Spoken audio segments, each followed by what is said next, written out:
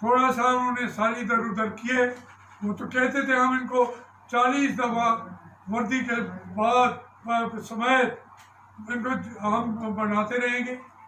अब आप देखें वीडियो आ गए, सबसे ज़्यादा जो जायदाद है स्विट्जरलैंड के अंदर, जो घर है उनके, उसका नाम है परवेज मुशर्रफ। नवाज शरीफ की सारी जायदादों से 15 गुना ज़्यादा जायदाद है बकौल उनके परवेज मुशर्रफ की, और उससे ज़्यादा है परवेज ईरानी की। अब दोनों पत्र परवेज ही है ना, तो इसके अंदर 2-4 और। फिर देखिए मेरी बात सुनिए, मैं एक और दरख्वास्त करता हूँ। 4-5 जनरल हमारे, जनरल नहीं मतलब जो हमारे सर आंखों के थे, जिनको हम हमेशा उस वर्दी को सलूट करते थे, वो मुल्क के साथ जाके बाहर बैठे। यही नहीं हुआ, इस मुल्क के 3 जो आपके सुप्रीम कोर्ट के चीफ जस्टिस थे, उन्होंने फैसले करने के बाद जो ही रिटायर हुए वो पाकिस्तान से बाहर बैठे। साकिब कहाँ है,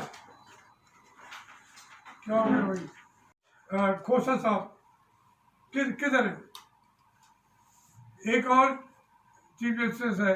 वो 3 चीफ जस्टिस जिस मुल्क के इस मुश्किलात में कौम गुजर रही है, हमारी किस्मतों के फैसले रात दिन किए उन्होंने। हम तो उनके ताबेदार थे, उनके फैसलों पर हमारी जिंदगियों के फैसले और मुल्क के फैसले किए गए हैं। सारे के सारे बाहर बैठे हुए सुप्रीम कोर्ट के जजेस। ये दौर आ गया है, जो ही रिटायर होते हैं अगले दिन जहाज पकड़ते हैं और बाहर जाके बैठ जाते हैं। किस चीज पे बैठे हैं? खुदा के लिए मैं चीफ जस्टिस को ये सुओ मोटो ये करे, मौजूदा चीफ जस्टिस साहब से मेरी अपील है कि सुओ मोटो करके उन चीफ जस्टिस को बुला ले, या फिर सुओ मोटो पर वैसे यही मैंने आखिरी दरख्वास्त करनी थी कि सुओ मोटो पर उन जजों को, चीफ जस्टिसों को तो बुलाए। मेहरबानी। आप कोई सवाल है? सर आपने कहा अभी कि दोस्त जो है वो दुश्मन बनते जा रहे हैं। नाकाम खारजा पॉलिसी पर आप बात कर।